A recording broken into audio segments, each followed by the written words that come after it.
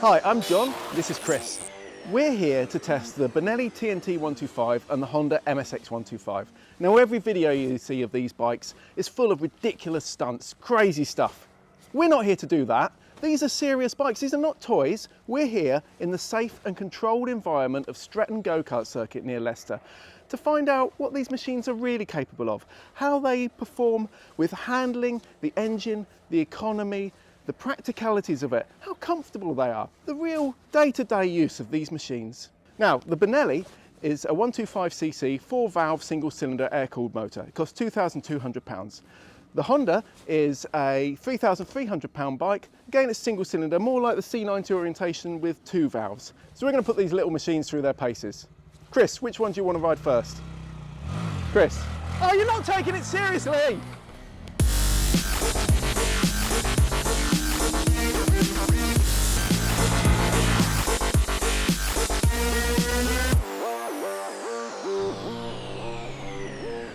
So you might wonder why you'd want to buy one of these.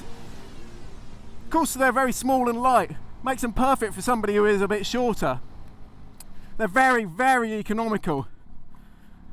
Riding around back roads and doing the bit of dual carriageway, I got just under 100 miles to the gallon out of these. And that was with the throttle pretty well on the stop a lot of the time. So they're also really, really brilliant in city traffic because you can really tuck them between the cars, not just filtering like you could on any bike, but also by going between the front and the back of the cars, you can just carve through the traffic. So in city centres in London, absolutely awesome.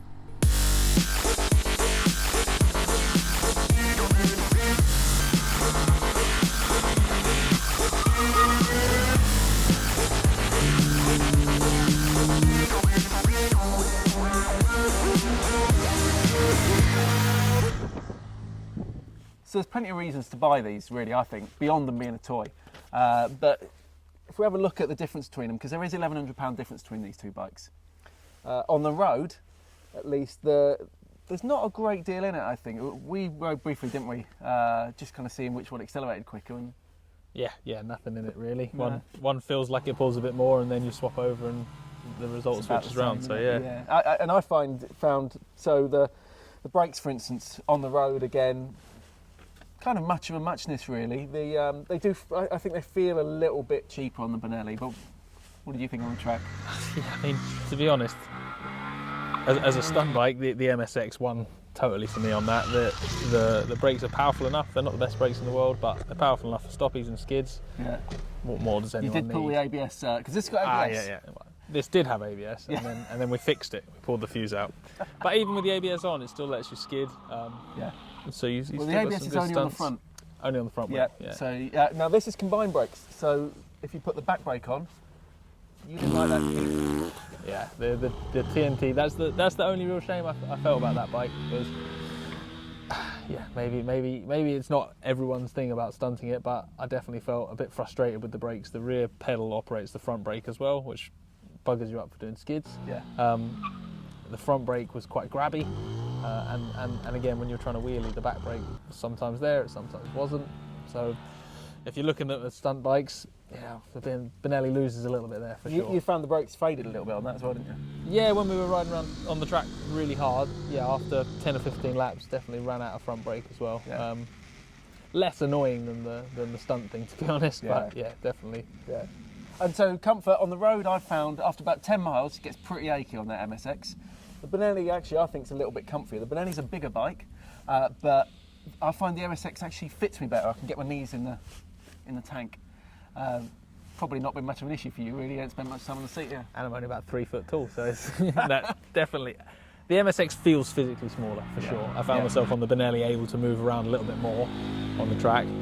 That said, the riding position of the MSX gives you a bit more confidence. The Benelli felt a bit more up and away from the front tyre, whereas the Honda, you felt a bit more over the tyre, a bit more like you had a feel of what was going on. Yeah. And they're supposed to be small.